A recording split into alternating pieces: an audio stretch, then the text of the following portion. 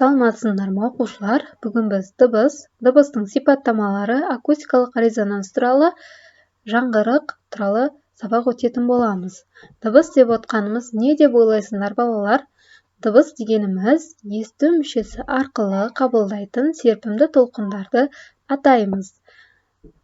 Біз 16 герц, әдетте адамдар 16 герц пен 20 мың герц аралығындағы дыбыстарды естиді.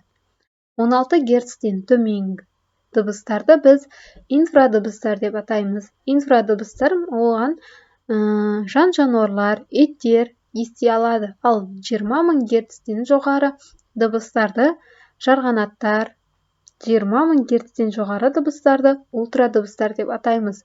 Ультрадыбыстар деп отқанымыз бұл 20 мың герцтен жоғары толқындарды ультрадыбыстар деп атайды. Адамның құлағы жиілігі 16 герц пен 20 мың герц аралығындағы механикалық толқындарды қабылдай алады. Мұндай толқындар дыбыс толқындары немесе акустикалық толқындар деп аталады.